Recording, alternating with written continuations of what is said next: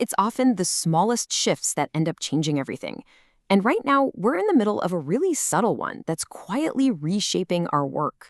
So, let's make this real. Picture this. You need to find a hotel for a trip. Super simple task, right? We've all done it a million times. And you know the old way. It's just chaos. You've got, 10, maybe 15 browser tabs open. You're jumping between maps, review sites, couple of different price aggregators, and your brain is the CPU trying to stitch it all together into one confident choice. It's a ton of manual labor. But now, things are starting to look a little different. Now it's just one question. You ask, find me a quiet hotel near the conference center with good Wi-Fi under $200, and you get an answer. Now, on the surface, this looks like a straightforward story about productivity. Less work, faster answer, everybody wins. But that is absolutely not what's really happening here. It's the wrong story. We hear it all the time, right? This is the big AI revolution, a total takeover of how we do everything.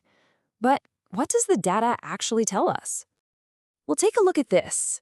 That huge blue bar. That's just traditional search, still well over 10% of all activity. And that tiny little red sliver up top? Yeah, that's the new AI tools. It's a tiny fraction of the whole picture. So here's the key thing to get. This isn't a replacement, it's an evolution. We're slowly adding new tools to our toolbox. We're not just throwing out the old familiar ones because something shiny and new came along. Okay, so if it's not some big revolution of tools, then what's the fundamental shift that's happening just beneath the surface? Our behavior, our expectations, that's what's truly changing. And this chart shows it perfectly. Just look at the length of our search queries. See that growth in searches that are like 6 to 9 words long? We're not just typing in keywords anymore. We're actually starting to have conversations.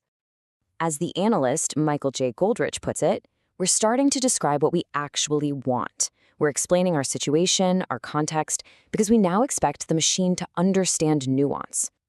And this is the real heart of the matter. The job itself is changing. Before, your job was to find and assemble all the scattered pieces of information. Now, your job is to look at the answer you're given, validate it, and then own the final decision. Let me put it more directly. We're treating the labor of searching for the burden of judgment. So let's go back to that hotel. The machine gives you its perfect recommendation. You click book. You get there, and it's awful. So, who's on the hook for that bad decision? Is it the machine? Nope. It's the person who said yes to the machine 100%.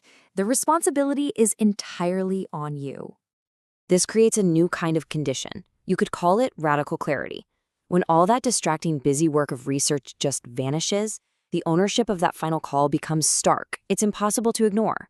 There's no process to hide behind, there's only the decision. Now, some teams aren't quite ready for this. They're doing a bit of what you could call AI theater. They adopt all the shiny new tools for sure, but they never actually change how they think about authority and accountability. It's just a faster way to keep the status quo. So if you remember one thing, make it this. The future of work isn't about getting faster answers. It's about owning the ones you accept.